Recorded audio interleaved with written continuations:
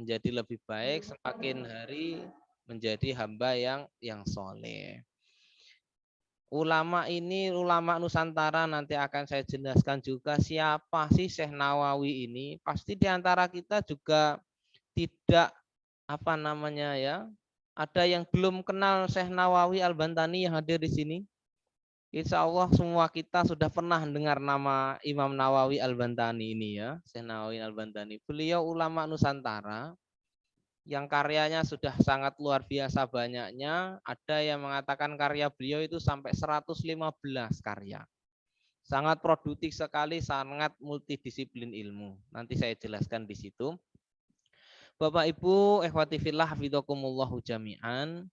Kitab ini berisi tentang nasihat-nasihat yang agung, yang sangat mulia dari seorang ulama, Imam Nawawi Al-Bantani, yang mana beliau mengutip dari sabda Rasulullah Muhammad SAW, juga dari para sahabat dan juga para tabi'in. Tentu satu kitab ini, kalau kitabnya itu ada beberapa cetakan, ada yang sampai 80 halaman, ada yang 60 halaman, bahkan ada yang lebih tebal daripada itu dengan syarahnya gitu ya. Tentu malam hari ini kita nggak mungkin menghatamkan satu kitab ini, kitabnya sangat tebal, tulisannya kecil-kecil. Ya mudah-mudahan kita diberi kesempatan umur panjang oleh Allah Subhanahu wa taala bisa menghatamkan membaca kitab Nasha'ihul Ibad ini. Dan saya nanti hanya membacakan saja, sedikit menerangkan. Saya nggak perbanyak panjang lebar, karena kalau saya jelaskan panjang lebar nanti malah poinnya nggak kena. Yang nasihatnya sudah sangat jelas, kata-katanya jelas, terjemahannya juga jelas, nggak perlu dijelaskan lagi secara panjang lebar, malah nanti nggak kena, nggak mengena kepada kita. Jadi alangkah lebih bagusnya ya saya jelaskan maksudnya itu di sini. Nah, kita aplikasi secara keseharian kita, kita menjadi orang yang lebih baik. Nah, gitu saja insya Allah. Jadi ya mudah-mudahan kita buat beberapa sesi nanti itu bisa kita selesaikan ngaji kitab Nasha'ihul Ibad ini. Harapannya ketika kita ngaji kitab Nasha'ihul Ibad ini kita mendapatkan ilmu. Ilmu yang manfaat, ilmu yang barokah untuk anak-anak kita, untuk kita terutama ya, mohon maaf, untuk kita yang ikut ngaji, sehingga bisa mengarahkan diri kita sendiri, mengarahkan keluarga kita, anak-anak kita kepada jalan kebaikan, terutama dalam rangka mengenal Allah Subhanahu wa taala. Bapak Ibu ikhwati fiddin, hafidzakumullah jami'an. Kita masuk perkenalan dulu sama yang ngarang kitab Nasha'ihul Ibad ini. Nama beliau adalah Syekh Muhammad. Muhammadnya ada dua, itu satu harusnya ya. Mohon maaf salah ketik. Muhammad Nawawi bin Umar bin Arabi Al-Jawi Al-Bantani. Atau dikenal dengan Syekh Nawawi Al-Bantani. Beliau ini adalah keturunan ke-12 dari Sunan Gunung Jati atau Maulana Syarif Hidayatullah. Tapi jika kita urut ya jalur ke atasnya itu sampai kepada Sultan Hasanuddin, itu nasab beliau itu sampai ke Rasulullah Muhammad Shallallahu Alaihi Wasallam. Berarti nasabnya beliau itu enggak main-main, Syekh Nawawi ini ya. Nasabnya itu enggak main-main, sampai kepada Gunung Jati, Sunan Gunung Jati, sampai ketemu Sultan Hasanuddin. Bahkan kalau diurut terus sampai ke atas, beliau masih garis keturunan Rasulullah Muhammad Shallallahu Alaihi Wasallam. Nasabnya sudah top, luar biasa Syekh Nawawi Al-Bantani ini. Nah, beliau ini ternyata masih apa ya, buyut apa namanya itu ya, buyutnya wakil presiden kita saat ini, Profesor Dr. Kiai Haji Ma'ruf Amin. Itu masih ada silsilah ketemu Syekh Nawawi Al-Bantani. Wah, ini kita bangga lah menjadi orang Indonesia ya. Ada ulama yang apa namanya, yang ulama Indonesia yang luar biasa, karangannya banyak, bahkan terkenal di Timur Tengah di sana ya. Nah, ini perlu kita bangga lah. Kalau seumpama saat ini kita sedang merasa apa ya, sedikit kecewa, bukan kecewa. Kita merasa putus asa. Aduh, kita ini hidup di zaman kok yang seperti ini, hidup rusak. Kita hidup di Indonesia kok begini, begini, begini. Kita patut bertanya. Ya, ketika Imam Syafi'i itu diadui oleh seorang murid beliau, ya Imam Syafi'i kita ini kok hidup, padahal Imam Syafi'i itu jauh sekali dengan kita jaraknya. Imam Syafi'i ditanya, seorang murid datang kepada beliau, Imam Syafi'i, kita ini hidup kok di zaman rusak seperti ini. Orang-orang banyak sekali berbuat maksiat, kerusakan ada di mana-mana. Kata Imam Syafi'i, zaman itu ditentukan kepada siapa yang hidup di zaman itu. Berarti rusaknya zaman itu ya kita ada kontribusi merusak zaman itu. Bukan berarti kita ini terus jadi orang satu-satunya yang paling baik yang tidak merusak zaman itu. Nah, ini nasihat bagi kita. Tapi ketika kita jadi orang Indonesia patut bangga lah ketika kita memiliki seorang ulama sekaliber Imam Nawawi ya, rahimahullah gitu ya. Ini patut bangga. Orang Indonesia ternyata luar biasa gitu ya. Bangga yang mungkin orang Indonesia itu ya begitulah lah ya. Kita lanjutkan. Imam Nawawi ini lahir di Tanara. Tanara itu Tirtayasa, yaitu daerah Serang di Banten tahun 1230 Hijriah atau 1819 Masehi.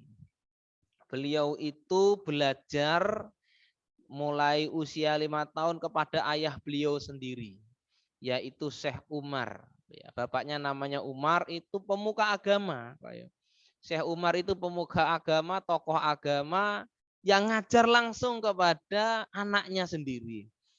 Dan memang banyak sekali para ulama-ulama itu yang lahir dari keluarga para ulama. Didikan dari seorang ayah yang memang ulama. Ibunya pun juga seorang ulama. Makanya melahirkan ulama.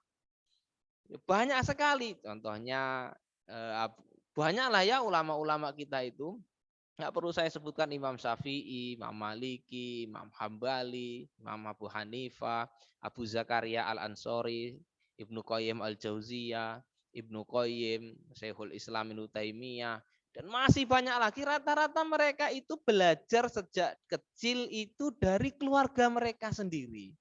Sejak kecil belajar dari bapaknya sendiri. Dan bapaknya itu berarti ketika mengajar, berarti bapaknya kan tahu ilmu agama, kan begitu ya. Makanya bapaknya mengajar. Kalau bapaknya nggak punya ilmu kan mana mungkin bapaknya mengajar, kan begitu. Karena bapaknya itu punya ilmu, makanya diajarkan kepada anaknya.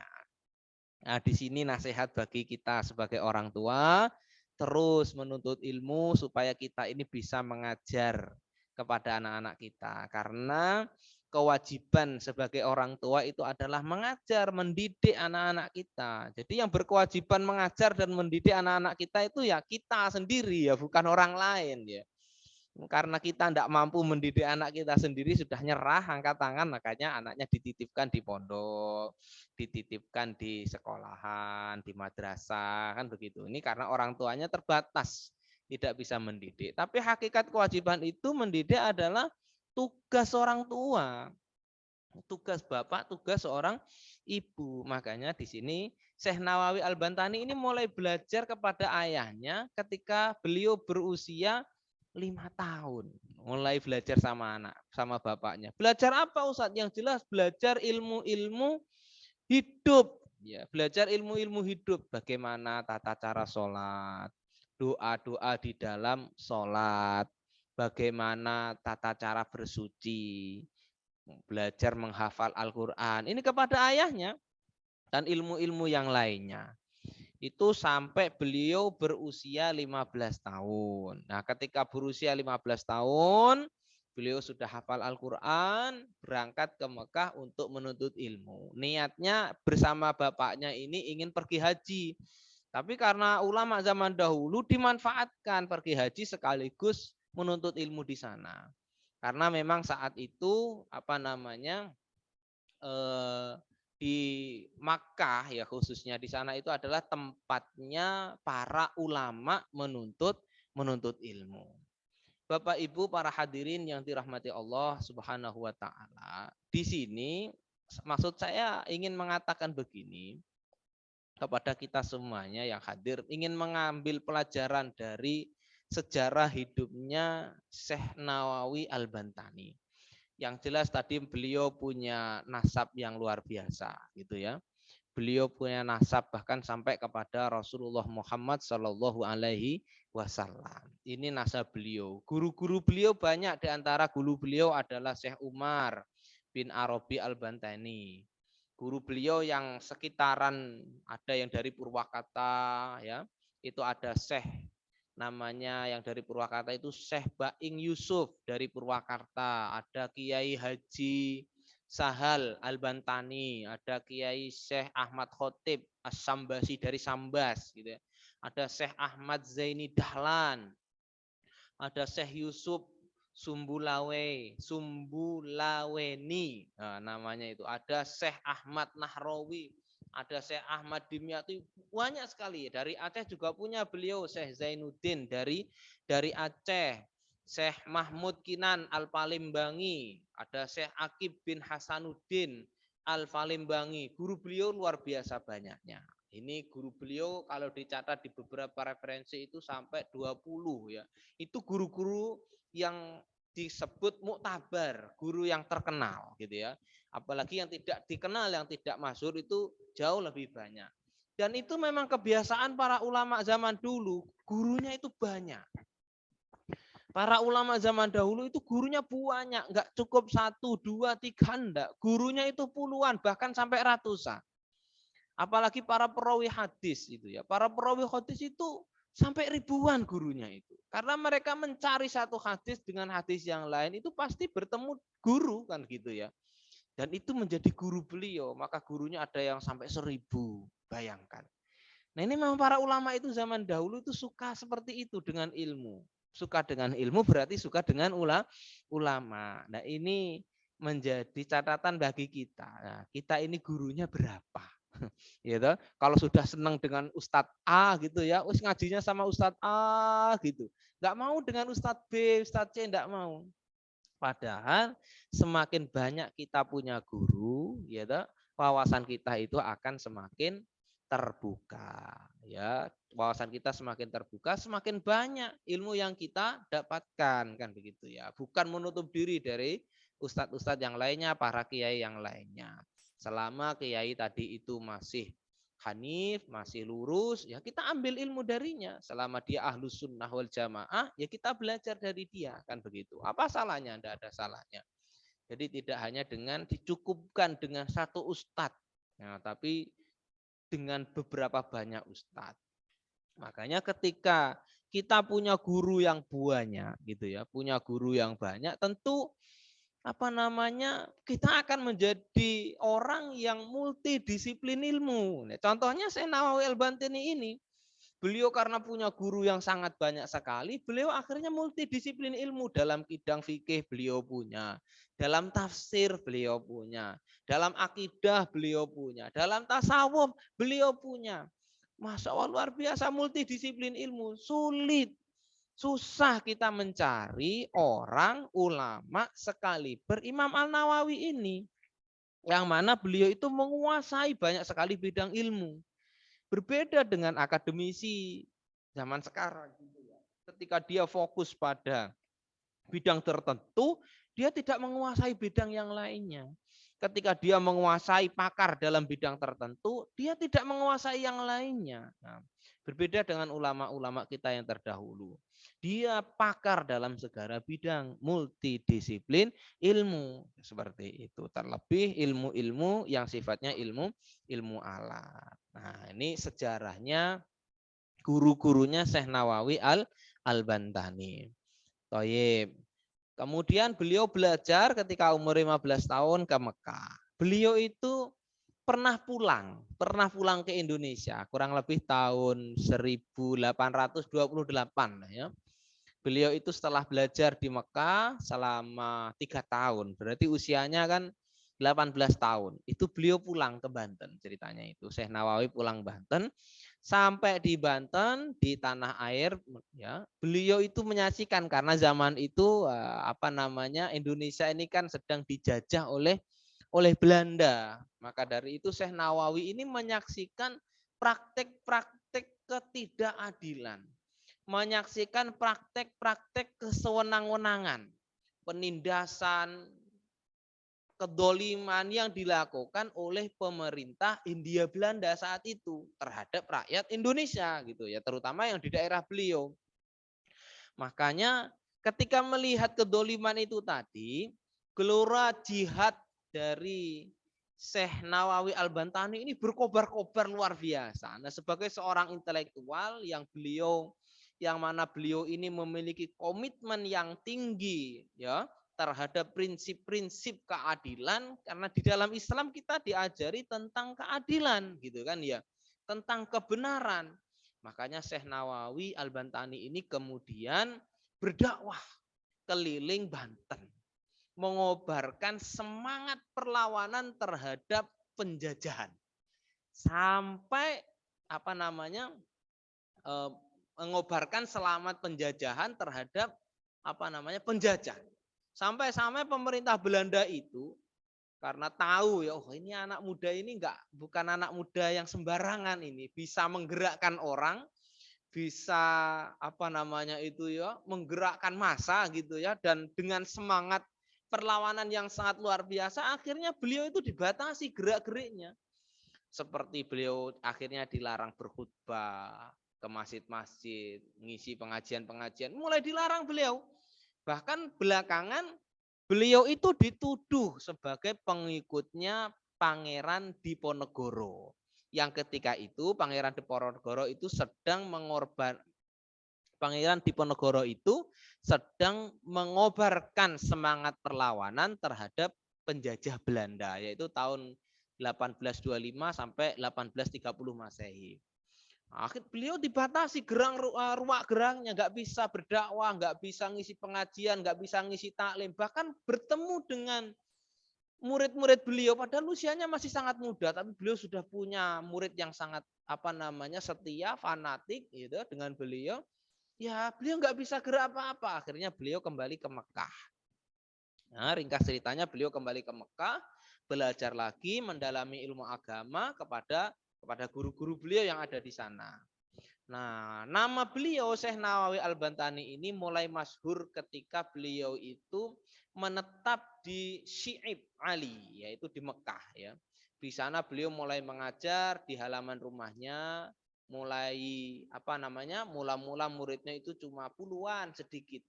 Ya, tapi semakin lama jumlahnya semakin banyak, kian hari kian datang, banyak baik yang dari kalangan orang Indonesia datang ke sana untuk belajar kepada beliau, juga orang Arab sendiri belajar ke sana untuk menuntut ilmu gitu ya. Baik dari santri Indonesia ataupun santri dari Arab itu sendiri ya. Maka saat itulah jadilah Syekh Nawawi Al-Bantani itu sebagai ulama yang dikenal piawai dalam ilmu agama, terutama tentang tauhid, fikih, tafsir, tasawuf dan lainnya gitu ya. Nah, Syekh Nawawi Al-Bantani ini semakin masyhur ketika beliau itu ditunjuk sebagai Imam Masjidil Haram. Beliau itu menjadi Imam Masjidil Haram ketika beliau mengajar di sana. Ini kan nggak main-main ya gitu ya. Orang Indonesia asli lahir di Indonesia, berangkat ke Mekah, belajar di sana, menjadi orang alim, bahkan bisa menjadi Imam Masjidil Haram gitu ya. Masya Allah, luar biasa ini ya. Barokah ilmunya, barokah dari Masya Allah. Menggantikan Syekh Ahmad Khotib As-Sambasi. Syekh Khotib Sambasi ini juga orang Indonesia, atau Syekh Ahmad Khotib Al-Minangkabawi. Ya.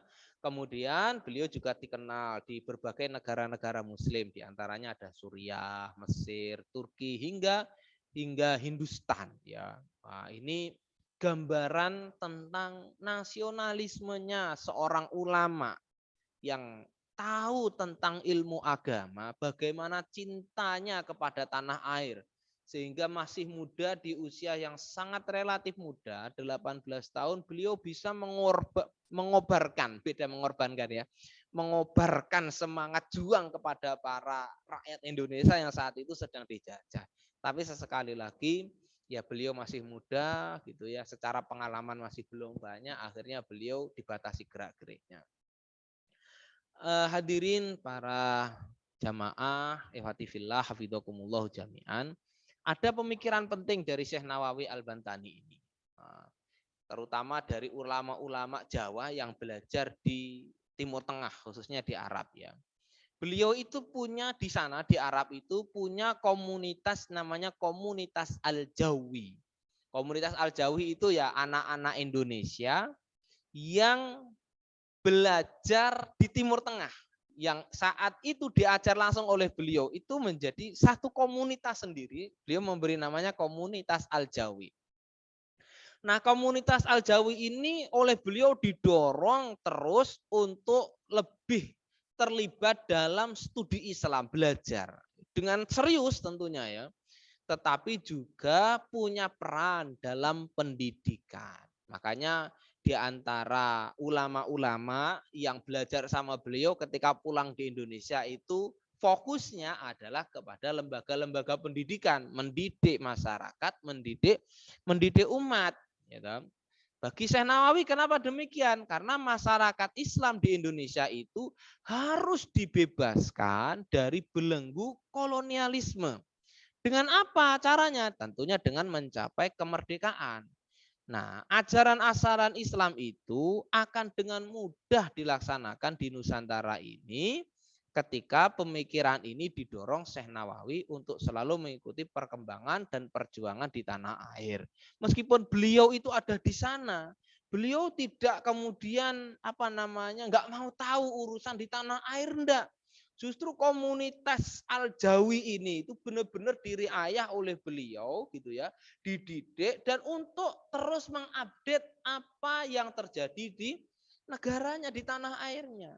Ketika ketika komunitas Al-Jawi ini pulang, kemudian balik membawa berita apa gitu ya, dan lain sebagainya, Masya Allah, itu berita terus beliau update tentang kejadian yang ada di Indonesia.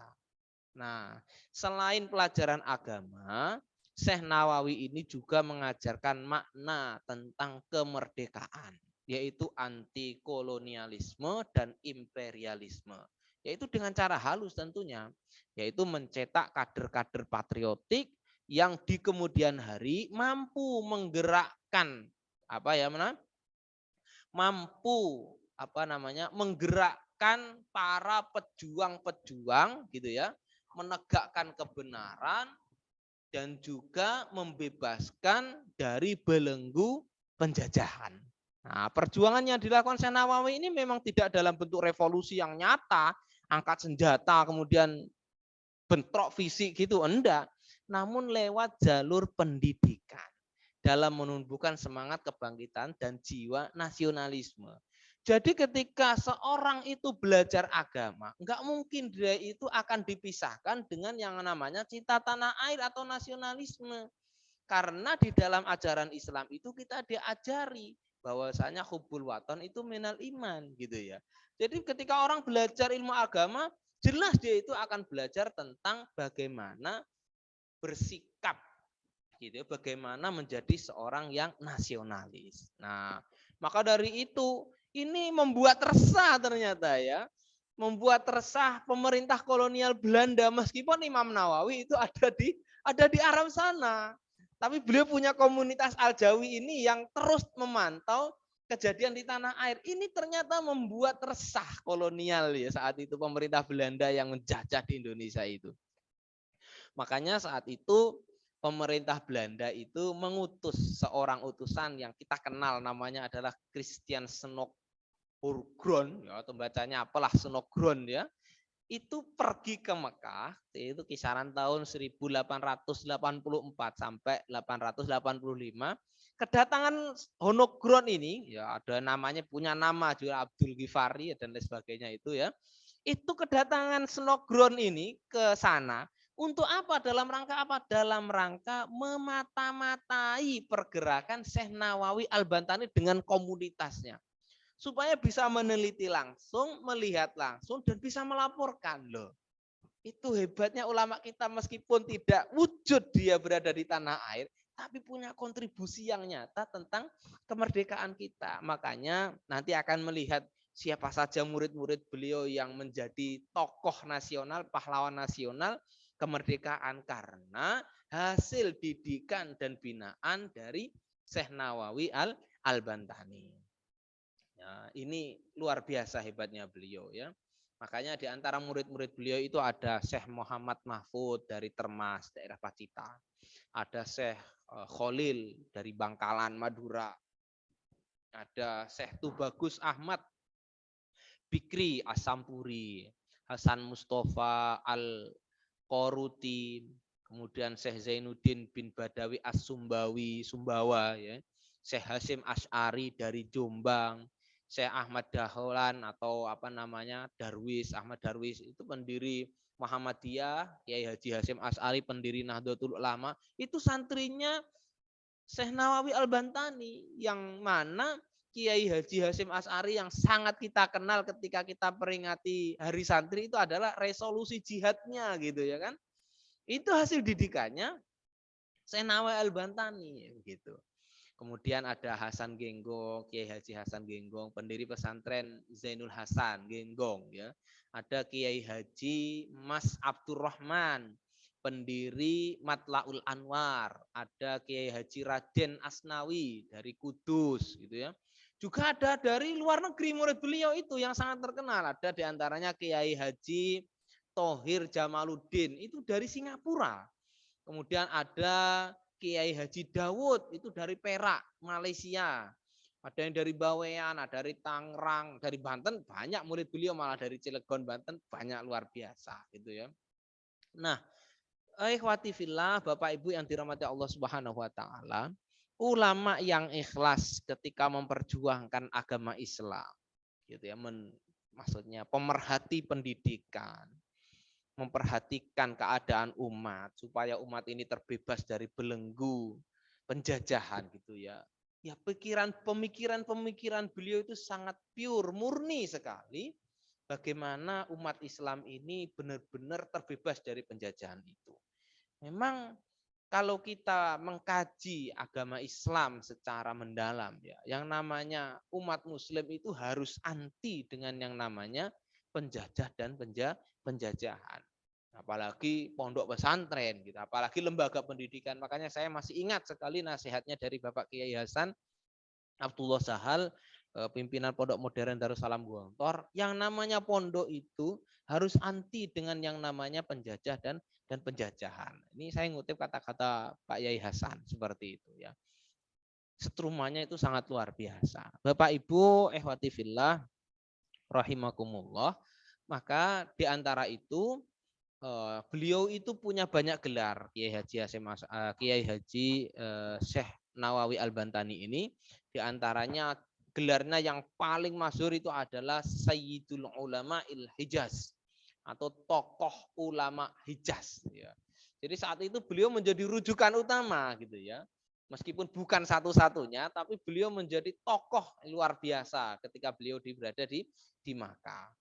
Atau disebut Syekh Nawawi Ats-Tsani. Ada yang nyebut Syekh Nawawi Ats-Tsani karena Imam Nawawi itu ada dua.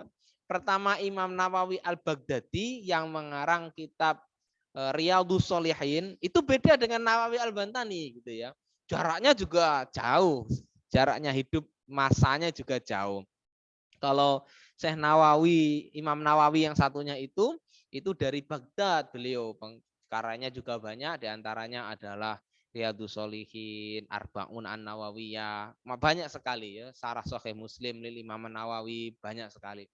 Tapi bukan Imam Nawawi itu. Jadi kita harus membedakan mana Imam Nawawi yang dari Baghdad, mana Imam Nawawi yang dari Indonesia. Nah, kan begitu. Ini Imam Nawawi Al-Indonesia. Makanya Syekh Nawawi yang saat itu ada di sana, beliau itu mendapatkan julukan An-Nawawi As-Tsani.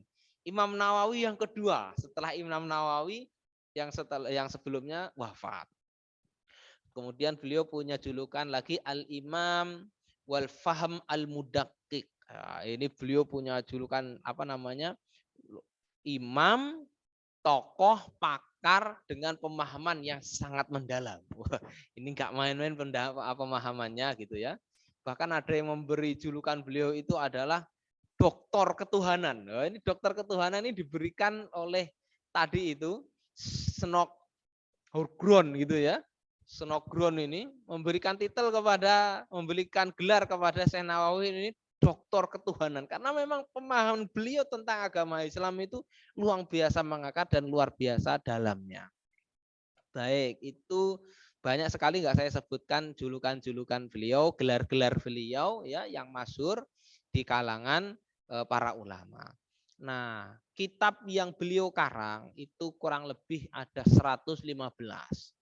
Ya, saya beberapa mendapatkan referensi. Nah, di antara 115 karyanya Syekh Nawawi ini ada yang sudah dibukukan, ada yang belum dibukukan ternyata. Yang sudah dibukukan itu sekitar 30-an, 38 atau 39 gitulah. Kan luar biasa produktifnya beliau ya kehidupannya itu.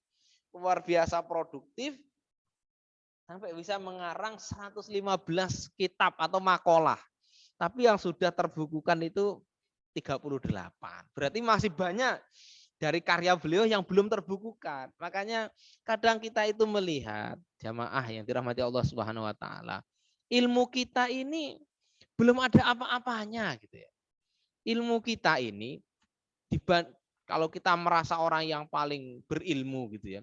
Ilmu kita ini belum ada apa-apanya sama sekali. Karena kalau kita mau urut ya, Tadi saya sampaikan begitu. Kitab yang ditulis para ulama kita, ulama Islam gitu ya, yang sudah dikomputerisasi, maksudnya dalam bentuk tulisan seperti ini, buku dicetak gini itu, sama yang masih bentuk maktutot, tulisan tangan belum dikomputerisasi atau dicetak, itu lebih banyak yang masih belum terkomputerisasi. Loh, masih banyak. Nah, saya urut lagi. Yang sudah terkomputerisasi, tertulis gitu ya, itu masih ada yang belum dicetak. Loh. Yang sudah dicetak, itu pun masih banyak yang belum sampai ke Indonesia, masih di Timur Tengah sana, kan gitu ya. Yang sudah sampai di Indonesia ini pun masih banyak yang belum diterjemahkan ke dalam bahasa Indonesia. Masih banyak sekali yang belum diterjemahkan. Yang sudah diterjemahkan ke dalam bahasa Indonesia masih banyak yang belum kita beli. Kan gitu. Gak ada apa-apanya ya kita ini. Saya turunkan lagi. Yang sudah kita beli pun masih banyak yang belum kita baca. Loh. Makanya ilmu kita ini Masya Allah masih amat sangat sedikit sekali dibandingkan ilmu dari para ulama-ulama kita terdahulu. Gitu. Makanya ini memotivasi kita semuanya sebagai seorang muslim, sebagai seorang mukmin, kita bersemangat ya ketika menuntut ilmu, bersemangat ketika kita itu ingin mendapatkan ilmu. Nah, makanya ya serius ngaji sekarang ini ya. Apalagi sekarang itu kita ngaji bisa dari rumah kita, dengarkan radio, mau online gitu ya, dengarkan YouTube, ada kajian kiai-kiai sekarang itu kan di radio banyak, di YouTube juga banyak, punya channel masing-masing. Itu bisa sambil, kalau ibu-ibu bisa sambil masak, bapak-bapak bisa sambil bekerja, itu mendengarkan pengajian supaya kita mendapatkan ilmu. Karena dengan ilmu itu kehidupan kita ini akan semakin terang, kehidupan kita akan semakin terang. Nah, di antara karya dari Syekh Nawawi Al-Bantani ini, yaitu yang paling masyhur, bukan yang paling masyhur, banyak sekali yang dikaji di pesantren-pesantren terutama. Di antara yang akan kita kaji ini nanti adalah namanya kitab Nasaihul Ibad, syarah Syarhul Munabbahat li Idadi Yaumil Ma'ad. Ada namanya Qomi Ut-Tughyan, kemudian Kasifatu Marutiyah, Syarah Matan Al-Jarumiyah. Kemudian ada Targhibul Mustaqin, ada Nurud Dolam, ada Fathul Mujib, ada Fathul Mujib Syarah Mukhtasar Al-Khatib, ada Kasifatus Sija atau Katifatus Saja, Syarah Safinatun Najah. Ini dalam kajian fikih. Kalau kajian parenting keluarga gitu ya, ini yang ilmu tentang keluarga, tentang Kama Sutra gitu ya. Itu ada kitab namanya Ukudulijen. Nah, Bibayani Hukukuz Zaujen. Ini kitab favoritnya anak pondok kalau ngaji Ukudulijen ini. Tidak ngantuk kalau ngaji ini karena bercerita tentang kehidupan rumah tangga itu bagaimana. Wah, itu asik menarik. Gak ngantuk meskipun habis subuh ngaji kitab Ukudulijen tidak ngantuk karena ngajinya tentang nikah, tentang ya begitu-begitulah urusan keluarga gitu ya. Itu tapi ilmu gitu ya, harus kita kaji. Sehingga kita ketika berkeluarga, berhubungan suami dengan istri itu dengan ilmu, enggak hanya asar lanjut gitu saja, enggak, tapi dengan ilmu. Dan beliau tulis namanya kitab Uqudul Lujen fi bayani hukukuz zaujen. Ada terjemahnya, monggo nanti dibaca. Itu ilmu dalam keluarga ya. Ada banyak karya beliau-beliau ya. Saya nggak mungkin membacakan satu persatu. Ada 38. Di Indonesia ini rata-rata yang saya tahu kitab beliau ini sudah banyak diterjemahkan ke dalam bahasa Indonesia. Maka dari itu Bapak-bapak, Ibu-ibu, kalau punya rizki lebih, monggo dialokasikan uangnya tadi itu untuk membeli buku. Kemudian kita baca. Kalaupun nggak kita bacakan nanti akan diwariskan oleh anak dan cucu kita. Maka dari itu ini sangat miris ya. Minat baca orang Indonesia itu sangat minim sekali. Semangat membacanya itu kecil. Lebih seneng kulineran dibandingkan membaca. Nah, betul apa enggak ini saya ngomongnya ini ya. Lebih seneng jajan dibandingkan beli buku. Buktinya apa? Oh, buktinya ketika ada pasar atau ada kuliner apa gitu ya, Car Free Day, itu semangatnya datang luar biasa dibandingkan oh ada buku baru, terjemahan baru kitab karya ulama ini, semangat dia nyari online, nyari offline di kita. Sedikit yang seperti itu. Tapi kalau untuk kuliner, untuk pakaian, fashion, waduh, itu bahkan yang ibu-ibu itu ya, itu ada yang live untuk jualan itu, itu diikuti seperti itu. Masya Allah, ya begitu ya begitu. Tapi ya jangan begitu lah ya. Tapi ilmu itu juga penting karena kita mendidik keluarga, mengajar anak-anak itu juga butuh ilmu. Ilmu itu kita dapatkan dari mana? Di antaranya dari membaca, bukan hanya dari pengajian saja. Bapak Ibu ikhwati fillah, itu tadi sejarah singkat dari kehidupan Syekh Nawawi Al-Bantani. Tentu nggak akan habis kalau kita membicarakan sejarah dari ulama itu ya. Ada saja yang bisa kita temukan.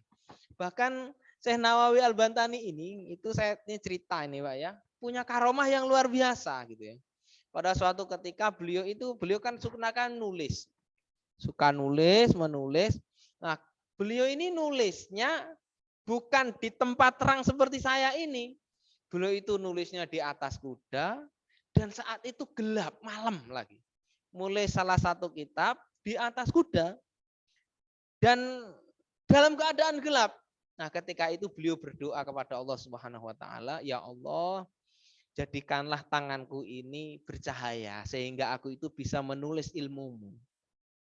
Dikabulkan oleh Allah Subhanahu wa taala, tangannya ini mengeluarkan cahaya dan beliau bisa melihat tulisan dan bisa menulis gitu ya. Ini diantara karomahnya beliau. Karomah itu kemuliaan yang oleh Allah diberikan kepada kekasihnya. Kalau kita menyebut walinya gitu, kekasihnya.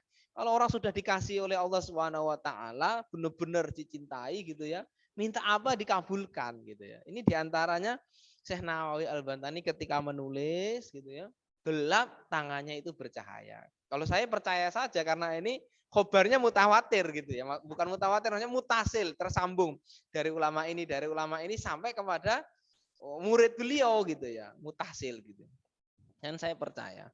Kemudian di antara karomah beliau itu ketika beliau kan wafatnya di Mekah, di Hijaz ya, tahun 1314 atau 1897.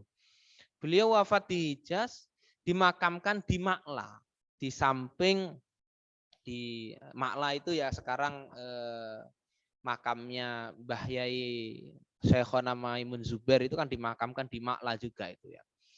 Nah, di antara di Ma'la itu ada makamnya putrinya Abu Bakar As-Siddiq, ada Ibunda Khadijah ya. Itu dimakamkan di Ma'la juga. Nah, Syekh Nawawi Al-Bantani ini juga meninggal dan dimakamkan di Ma'la.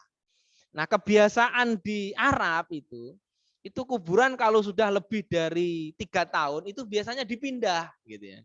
Zaman itu ya. Itu dipindah karena ini kebijakan dari pemerintah Saudi supaya makam itu tidak penuh, dipindah, tidak tahu entah kemana, intinya dipindah gitu lah untuk ditempati orang lain. Nah, ketika makam Syekh Nawawi ini tidak dibongkar gitu ya, tidak dibongkar dan hendak dipindah, ternyata jasad beliau itu masih utuh, kain kafannya itu masih utuh dan seolah-olah beliau itu baru dimakamkan kemarin gitu. Padahal sudah dimakamkan 3 tahun yang lalu. Nah, ini diantara karomah beliau seperti itu ya, karomah beliau. Dan ini memang nyata, dan ini cerita ini kalau jenengan cari ada di semua referensi, bahkan dari cerita dari mulut ke mulut pun juga demikian. Masya Allah, ini seorang ulama yang hormat bener, cinta dengan ilmu, cinta dengan Allah gitu ya. Itu belatung cacing pun tidak berani menyentuh kain kafannya, apalagi menyentuh kulitnya gitu ya. Menyentuh kain kafannya aja tidak berani, kain kafannya masih bersih, masih seperti baru. Dan maka dari itu jasadnya Syekh Nawawi Al-Bantani ini tidak dipindah. Nah, sampai sekarang masih di Maklah. Monggo nanti kalau diantara Bapak Ibu punya rezeki, ya saya doakan punya rezeki berlebih, bisa umroh. Kayaknya umroh sudah dibuka, sudah tidak ada lagi karantina, tes PCR, swab dan lain sebagainya gitu ya. Nanti ketika ke sana bisa ziarah ke makamnya para kiai, para ulama ya yang dimakamkan di sana, diantaranya Syekh Nawawi Al-Bantani, Syekhona Maimun Zubair dan lain sebagainya. Ini karomah beliau dan banyak juga karomah beliau ya, nggak mungkin saya ceritakan satu persatu karena keterbatasan waktu. Ini sudah hampir jam 9 ternyata. Bapak Ibu ikhwati fillah, hafidzakumullah jami'an. Ini biografi singkat dari Imam Nawawi Al-Bantani. Nanti jika dirasa kurang yang saya ceritakan tentang kehidupan Syekh Nawawi Al-Bantani ini bisa mencari sendiri. Dengan mudah kita bisa dapatkan di internet, di buku-buku karya beliau sendiri juga ada, atau buku orang lain ya yang menulis tentang biografi Syekh Nawawi. Maksudnya apa ketika kita tahu dari biografi seorang ulama seperti ini, kemudian kita kagum, kita ingin meneladani kehidupan beliau, kan begitu ya. Itu kita ini termotivasi lah untuk bisa hidup seperti beliau. Kok bisa sampai seperti itu, sampai kepada derajat yang sangat luar biasa. Bukan orang nggak jelas gitu ya, mempelajari, membaca kehidupan orang yang jelas. Nah, ini jelas. Bapak Ibu ikhwati fillah, jamaah yang dirahmati Allah Subhanahu wa taala. Baik, kita lanjutkan, kita cukupkan dari biografi Syekh Nawawi Al-Bantani. Imam Nawawi Al-Bantani. Ini kita masuk di pembahasan kitab Nasoihul Ibad. Nanti di dalam muqaddimah ini nanti akan dijelaskan oleh Syekh Nawawi Al-Bantani tentang isi daripada kitab Nasoihul Ibad itu. Isinya apa gitu ya. Saya bacakan teksnya. Nanti ini enggak saya terjemahkan. Saya bacakan. Bismillahirrahmanirrahim. Alhamdulillahilladzi ja'alal ilma arfa'as sifatil kamaliyah. Wa asyhadu an la ilaha illallah wahdahu la syarikalah alladzi khassa man sa'a min ibadihi bil ma'athiril hikamiyah. Wa asyhadu anna Muhammadan abduhu wa rasuluhu alladzi khassahu Allah taala bi jami'i kamalatil ubudiyah. Wa sallallahu ala sayyidina Muhammadin alladzi mala Allah taala qalbahu sallallahu alaihi wasallam min jalalihil a'la jalla wa ala. Wa ayyanahu sallallahu alaihi wasallam min jamalihil asna fa sara sallallahu alaihi wasallam masruran mansuran wa ala alihi wa ashabihi wasalikina ala manhajihi fanalu khairan wa firan.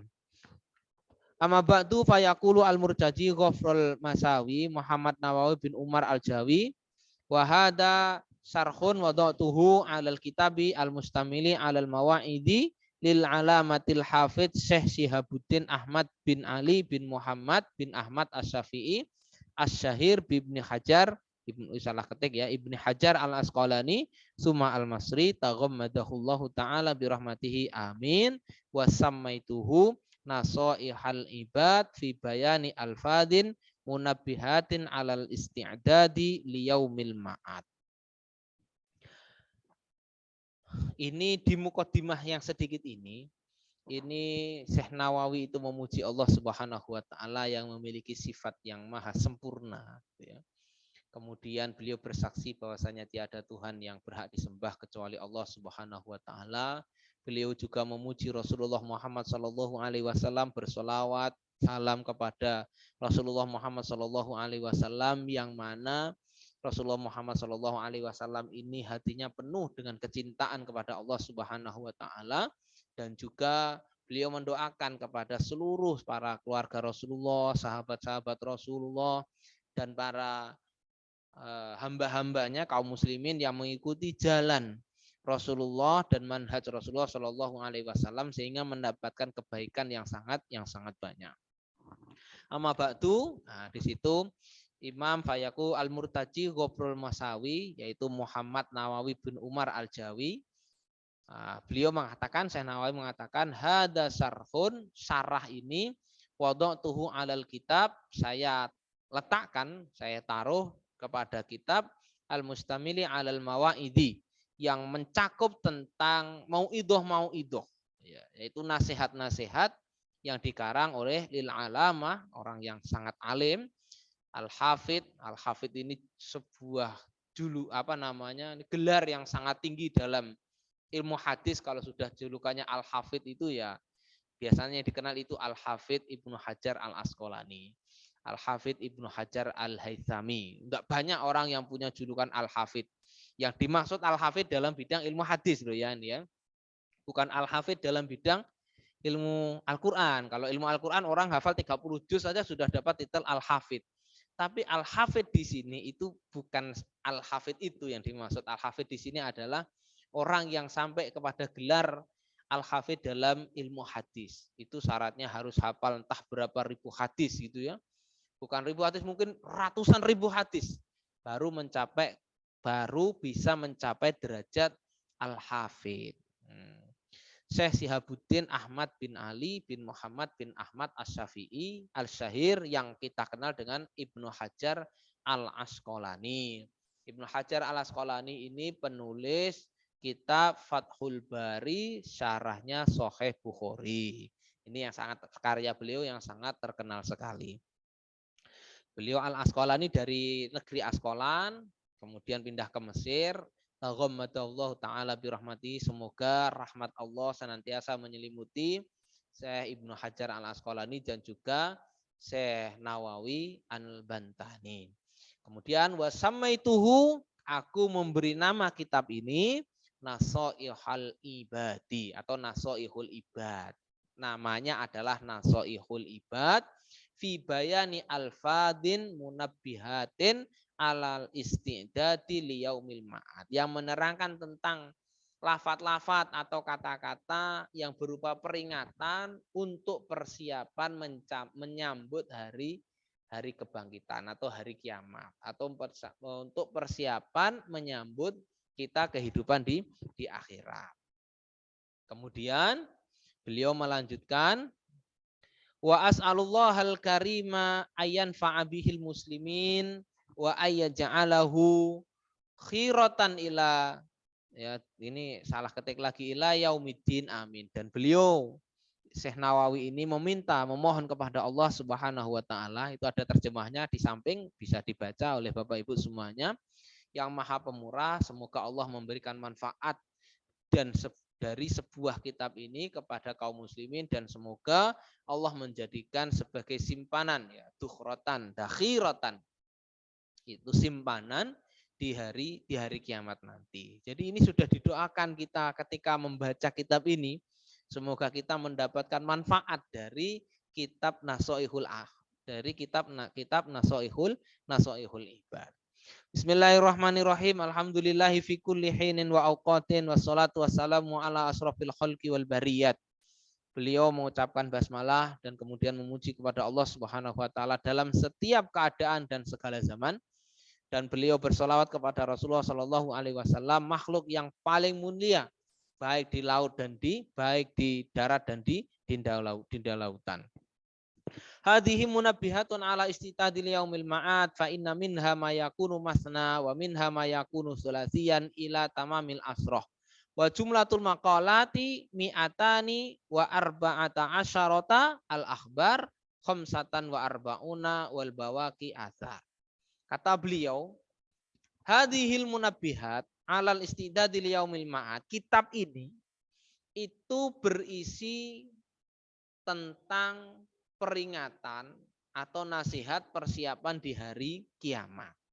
Di dalamnya itu aku rangkumkan, nanti saya pilihkan di dalam nasihat-nasihat tadi itu matna, yaitu satu nasihat, satu hadis itu berisi dua nasihat. Wa minha ma yakunu sulasian, atau satu hadis itu isinya 3 poin nasihat. Sampai kepada satu ungkapan yang berisi 10 nasihat. Makanya nanti ada satu hadis gitu ya. Dari hadis ini ada 10 wasiat dari Rasulullah Muhammad SAW. Nah, nanti dibagi, ada yang 2, 3, 4, 5, 6 terus sampai 10. Dan itu diambil dari hadis-hadis sahih dari Rasulullah Muhammad SAW. Itu semuanya kalau dijumlah itu ada kurang lebih 200 mi'atani wa arba'a asyrota 14 ya, 214 apa? Nasihat. Nah, khamsah wa arba'una akhbaron. Itu 45 dari hadis Rasulullah Muhammad SAW. Dari 214 itu yang 45-nya itu dari hadis. Hadis yang sahih dari Rasulullah Muhammad SAW. Sisanya, jadi sudah dikurangi 45, itu berisi tentang qaul sahabi, kata-kata sahabat, baik dari Abu Bakar As-Siddiq, dari Umar bin Khattab, Utsman bin Affan, Ali bin Abi Thalib, Abu Dar Al-Ghifari, ya. Kemudian dari para sahabat, kemudian nanti dari para tabiin juga demikian, dari para tabiin atau atba'u tabiin, kemudian dari para salafuna as-soleh. Wa anal an, kata Syekh Nawawi Al-Bantani, dan saya sekarang uridu at-tabarruka bi ityani hadisaini syarifaini jalilaini. Dan saat ini saya sangat menginginkan keberkahan dengan mengemukakan 2 buah hadis yang mulia lagi agung. Nah, di mukadimahnya ini beliau langsung menyampaikan sebuah hadis yang sangat mulia. Hadis ini yang kita kenal dengan hadis qudsi, ya Bapak Ibu yang dirahmati Allah Subhanahu wa taala. Hadis yang pertama yang sangat panjang, monggo nanti kalau ada waktu dihafalkan ya. Hadisnya ini dari jalan sahabat Abu Dar Al-Ghifari radhiyallahu anhu.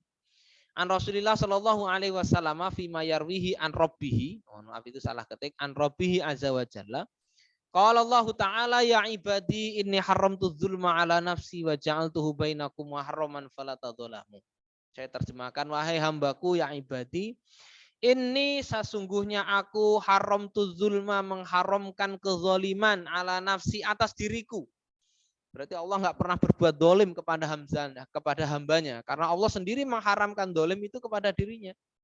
Wa ja'altuhu bainakum muharraman, maka aku jadikan dolim itu haram di antara kalian. Fala tadzalamu, maka dari itu jangan kalian itu saling mendolimi, jangan saling berbuat dolim. Ya ibadi kullukum dhalun illa man hadaituhu fastahduni ahdikum. Ya ibadi, wahai hambaku, kullukum dhalun, setiap kalian itu sesat atau tersesat. Illa man hadaituhu, kecuali orang yang aku beri hidayah. Fastahduni ahdikum, maka mintalah hidayah itu, ahdikum, maka akan aku berikan hidayah itu. Minta hidayah itu diminta. Ya, minta hidayah kepada Allah Subhanahu wa taala. Kita jemput gitu ya.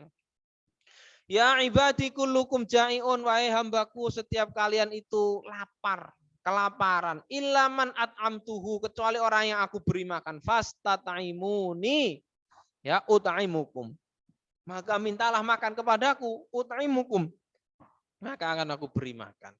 Ya ibadi kullukum arin ilaman kasautuhu fastaksuni aksukum, wahai hambaku, setiap kalian itu sebenarnya adalah telanjang, kecuali orang yang aku beri pakaian. Fastaksuni, maka hendaklah kalian meminta pakaian kepadaku, aksuku, maka akan aku beri pakaian.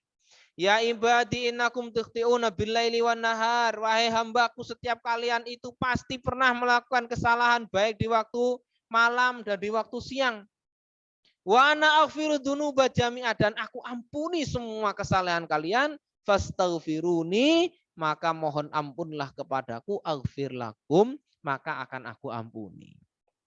Ya ibadi innakum lan tablughu dzarri fatadurruni walam tablughu naf'i fatanfa'uni. Wahai hambaku, di antara kalian enggak ada yang bisa memberikan madarat kepadaku, dan di antara kalian tidak ada yang bisa memberikan manfaat kepadaku. Enggak ada. Kata Allah Subhanahu wa taala.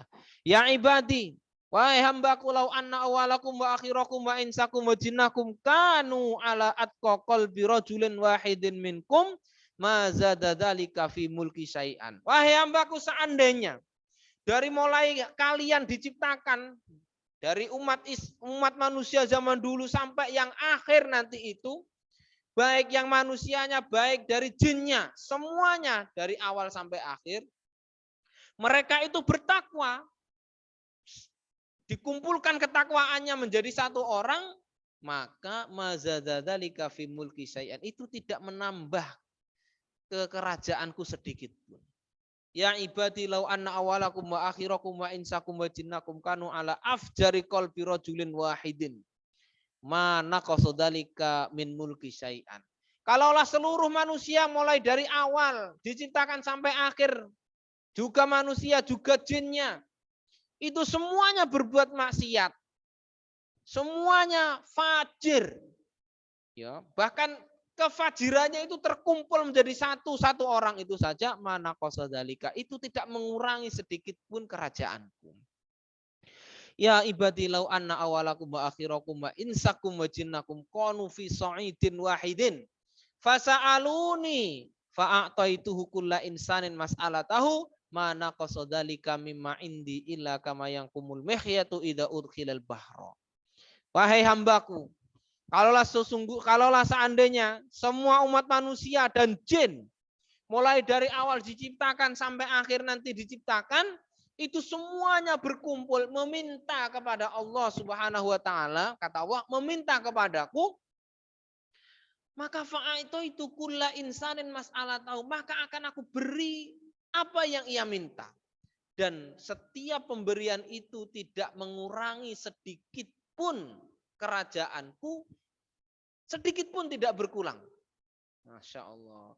Itu diibaratkan kama yang kusul mihyatu, itu diibaratkan berkurangnya itu seperti jarum yang dimasukkan ke dalam laut kemudian diangkat. Itu yang nempel di jarum itu airnya ada berapa? Itu berkurangnya cuma segitu aja. Ya tak? Itu kama yang kusul mihyatu idza udkhilal bahra. Ya ibadi innama hiya amalukum usihalakum summa uwaffikum iyyaha. Wahai hambaku, amalmu nanti akan dipaparkan. Amalukum usihalakum, akan dikembalikan kepada kalian. Wafikum iyyaha, dan akan dikembalikan, dimintai pertanggungjawaban semuanya. Faman wajada khairan falyahmadillah. Kalau kalian mendapati itu kok baik, maka kalian bersyukur kepada Allah. Waman wajada ghaira dzalika fala yalumanna illa nafsahu. Kalau kalian mendapati amal kalian nanti di buku catatan kalian kok jelek, fala yalumanna. Kalian jangan menuduh siapapun, jangan menyalahkan siapapun. Salahkan dirimu sendiri, kata Allah Subhanahu wa taala. Ini hadis qudsi yang sangat agung sekali, bahwasanya kita ini butuh Allah Subhanahu wa taala. Sehebat apapun kita itu, kita butuh Tuhan. Jangan pernah meremehkan, jangan pernah mengejek, jangan pernah merasa menghina. Juga jangan putus asa dengan rahmat Allah Subhanahu wa taala. Kita ini butuh Allah Subhanahu wa taala, butuh Tuhan. Kita ini tidak punya apa-apa. Hidup kita ini pun kita tidak tahu. Kita hidup ini pun kita tidak tahu. Mati kita pun kita tidak tahu. Karena yang tahu hanya Allah Subhanahu wa ta'ala. Di antara kita ada yang tahu kenapa kita hidup di dunia ini. Ya paling jawabannya ya karena untuk beribadah kepada Allah. Kan begitu memang jawabannya gitu ya. Tapi kita hidup di sini ini loh. Untuk apa itu? Karena apa itu kan kita tidak tahu. Nanti setelah mati kita bagaimanapun kita tidak tahu kan. Ya. Karena kita ini adalah miliknya Allah Subhanahu wa ta'ala. Maka dari itu hadis ini menjelaskan kepada kita, siapapun kita itu butuh Allah Subhanahu wa ta'ala. Jangan sampai Allah itu kita jadikan second opinion. Ya, bahasa saya itu second opinion, bukan second opinion ya. Second choice lah, pilihan kedua. Second opinion itu juga cocok. Maksud saya begini, kadang kita itu terkena masalah, sudah mentok gitu ya, baru kita ingat Allah, bersimpuh, minta, berdoa, jaluk, nangis-nangis. Tapi ketika kita dalam keadaan lapang, senang, lupa kita dengan Allah Subhanahu wa taala. Itu saya ibaratkan orang itu beristinja. Tahu istinja sampean ya? Istinja itu ya cebok itu loh Pak, cebok. Cebok itu kan kita biasanya pakai apa? Pakai air gitu kan ya. Bersuci kan kita pakai air. Kalau nggak ada air baru pakai apa? Pakai batu. Selama masih ada air, nggak mungkin kita pakai batu. Nah, jangan sampai Allah kita jadikan batu. Jangan sampai Allah kita jadikan batu. Second opinion, pilihan kedua setelah pilihan pertama itu tidak ada. Pelarian terakhir. Wis mentok, nggak ada solusi, baru simpuh di hadapan. Oh ya Allah, ya itu bagus. Masih kembali kepada Allah. Tapi mbok yo jangan gitulah. Kalau kita ini dalam keadaan senang, ya ingat Allah. Dalam keadaan lapang, ya ingat Allah, gitu ya. Maka ketika kita dalam keadaan sempit, Allah akan membantu kita. Karena setiap kita minta pasti akan dibahasi oleh Allah Subhanahu wa taala. Minta apa dikasih, gitu ya. Ini hadis yang pertama. Ini hadis yang sangat agung ya, yang sangat luar biasa. Kemudian hadis yang kedua, ini masih di mukadimah, ini terjemahannya ada tapi nggak usah saya tunjukkan. Hadis yang kedua adalah beliau mengutip ar-rahimuna ar-rahimuna yarhamuhumur rahman irhamu man fil ardi yarhamukum man fis sama. Orang yang penyayang, ar-rahimun itu orang yang penyayang, punya kasih sayang. Yarhamuhumur rahman itu akan disayangi oleh zat yang maha penyayang. Irhamu man fil ardi, maka dari itu sayangilah makhluk yang di bumi. Yarhamkum, maka akan menyayangimu man fis sama, makhluk yang ada di langit. Ini kasih sayang kepada sesama makhluk, bukan hanya kepada manusia, kepada sesama makhluk. Kita berkasih sayang. Allah saja maha rahmat, maha sayang kepada hambanya. Kok kita itu nggak mau berkasih sayang itu yo opo? Bagaimana kalau kita ini nggak mau bersayang, berkasih sayang dengan sesama manusia itu bagaimana? Allah saja mensifati dirinya Ar-Rahman, Ar-Rahim, yang maha penyayang. Bahkan kasih sayangnya Allah itu dikatakan oleh Rasulullah Shallallahu Alaihi Wasallam itu ketika Rasulullah Shallallahu Alaihi Wasallam mendapati seorang anak yang digendong ibunya, dikasih minum ASI, diisik-isik, dipok-pok. Kata Rasulullah Shallallahu Alaihi Wasallam, "Fallahu arhamu min ummihi." Allah itu lebih sayang dibandingkan sayangnya seorang ibu kepada anaknya. Allah itu lebih sayang kepada hambanya dibandingkan sayangnya seorang ibu kepada anaknya. Rahmatnya Allah itu sangat luas. Makanya orang kalau sudah putus asa dengan rahmat Allah Subhanahu wa taala, falatai asu mir rahmatillah. Jangan kalian itu putus asa dari rahmat Allah. Innahu la yai'asu mir rahmatillahi illal qaumul kafirun. Orang yang putus asa dari rahmat Allah itu hanya orang-orang kafir. Rahmat Allah itu luar biasa. Makanya kita ini harus optimis, jangan pesimis terus dengan rahmat Allah Subhanahu wa taala. Dikatakan bahwasanya rahmat Allah itu ada 99 rahmat. Yang satu rahmatnya saja itu diturunkan di dunia, kita akan mendapati harimau itu tidak makan anaknya. Kucing tidak akan makan anaknya. Itu satu rahmat Allah Subhanahu wa taala yang diturunkan di dunia. Bagaimana nanti kalau di akhirat itu rahmatnya lebih luas, lebih banyak sekali. Makanya kita ini, ya Allah, Allah itu maha rahmat. Di sini kita ini harus merasa senang. Ini kabar gembira sebenarnya ketika kita berbicara tentang rahmat Allah ini ya. Masuk tega sih Allah itu memasukkan kita ke dalam neraka, menghukumnya, kita dipukulin. Oh, kita sudah mengesahkan beliau. Ya toh, sudah kita menyembah beliau, mengagungkan nama beliau, bertasbih, bertahmid. Ya kok masuk tega Allah itu memasukkan kita ke dalam neraka. Allah kan maha rahmat, bahkan lebih rahmat. Ada rahmat khusus ketika nanti di akhirat kan begitu ya. Nah, makanya orang yang punya kasih sayang sesama makhluknya tadi itu, dia itu akan dikasihi oleh Zat yang Maha Kasih. Makanya rahmati orang yang di bumi, sayangi makhluk yang di bumi, niscaya makhluk yang ada di langit itu akan menyayangi kita. Jadi ketika memandang makhluk Allah, memandang umat manusia, khususnya sesama muslim, itu kita memandang dengan pandangan rahmat. Bukan dengan pandangan sinis, pandangan benci, enggak. Kita memandang umat Islam itu dengan pandangan rahmat. Bukan hanya umat Islam, semua makhluk Allah kita memandang dengan pandangan rahmat. Kalaulah nggak sama dengan kita, pemikirannya, organisasinya, atau madhabnya, kita tetap sayang sama mereka. Ya, kita tetap memandang mereka dengan pandangan sayang. Muhammadur Rasulullah walladzina ma'ahu asyidda'u 'alal kuffari ruhama'u bainahum.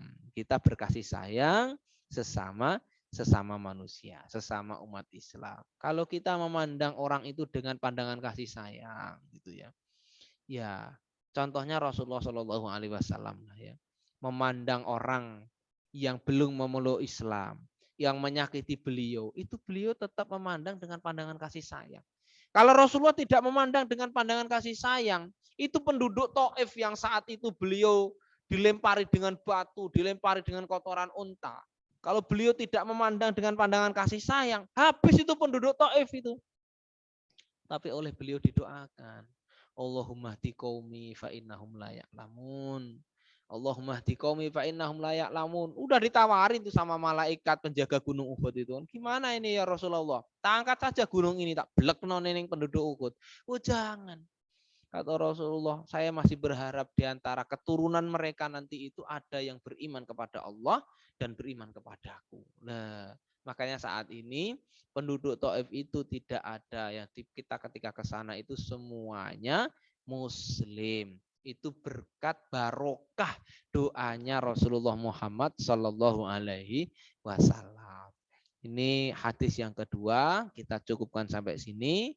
Di pertemuan yang akan datang, insya Allah kita akan membahas makalah-makalah dari nasihat kitab Nasoihul Ibad. Wallahu a'lam bishawab. Kami cukupkan sekian. Kita tutup dengan doa. Mudah-mudahan doa kita dikabulkan oleh Allah Subhanahu wa taala. Al-Fatihah. A'udzubillahi minasyaitonirrajim. Bismillahirrahmanirrahim. Alhamdulillahirabbil alamin. Ar-Rahmanir-Rahim Maliki yaumiddin. Iyyaka na'budu wa iyyaka nasta'in. Ihdinas siratal mustaqim. Siratal ladzina an'amta 'alaihim ghairil maghdubi 'alaihim waladdallin. Amin. Hamdan syakirin, hamdan na'imin, hamdan yuafi ni'amahu wa yukafi'u mazidah. Ya Rabbana lakal hamdu kama yanbaghi li jalali wajhikal karim wa 'azimi sultanik. Wassalatu wassalamu ala sayyidina Muhammadin wa ala alihi washabihi wasallam ajmain. Allahumma ighfir lana dzunubana wa liwalidina warhamhum kama rabbawna shighara. Rabbana ighfir lana wa li ikhwanina alladziina sabaquna bil iman wa la taj'al fi qulubina ghillan lil ladziina amanu rabbana innaka ra'ufur rahim. Allahumma a'inna ala dzikrika wa syukrika wa husni ibadatik. Allahumma a'inna fi kifahina wa jihadina wa tarbiyati auladina fi usratina wa fi ma'hadina bi rahmatika ya arhamar rahimin. Allahumma rabbana hab lana min azwajina wa dzurriyyatina qurrata a'yun waj'alna lil muttaqina imama waj'alna lil muttaqina imama. Rabbana ja'alna muqimis shalah wa min dzurriyyatina rabbana wa taqabbal du'a. Rabbana taqabbal minna innaka antas samiul alim wa tub alaina innaka antat tawwabur rahim. Rabbana dzalamna anfusana wa illam taghfir lana wa tarhamna lanakunanna minal khasirin. Subhana rabbika rabbil izzati amma yasifun. Salamun alal mursalin walhamdulillahi rabbil alamin. Qulu qauli hadza, saya cukupkan. Mudah-mudahan ilmunya bermanfaat, barokah khususnya untuk saya pribadi. Kalau ada kata-kata yang kurang berkenan, kami mohon maaf yang sebesar-besarnya. Kebenaran datangnya dari Allah Subhanahu wa taala, kesalahan datangnya dari saya pribadi. Assalamualaikum warahmatullahi wabarakatuh.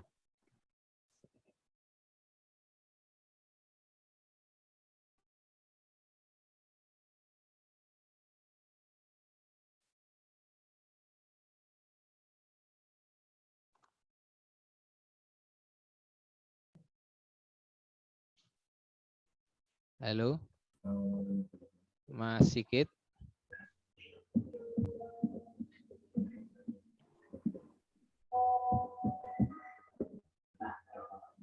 Ini hilang. Matur nuwun Ustaz. nggih, alhamdulillah. Khairan. Kami dari Kutai Timur. Masya Allah, Masya Allah. Insyaallah. Derek titip putra kula insyaallah. Oh, nggih. Nggih. Ah, Jazakumullah khairan. wa iyyakum Ustaz Tohari. Nggih. Ini Pripun sampun ini kok napa? Liburan dereng nggih ning ngeten mriku nggih. belum liburan nih. Oh ini masih ini ya berarti Ramadan ini ya. Nah, nanti kan Ramadan insyaallah. Saya namanya apa namanya Adi Mulya Biral Aiman. Oh, nggih. Insyaallah yang kemarin ikut tes. Mohon doanya, mudah-mudahan istiqomah. Insyaallah. Ya awalnya sih kepinginnya di Malang tapi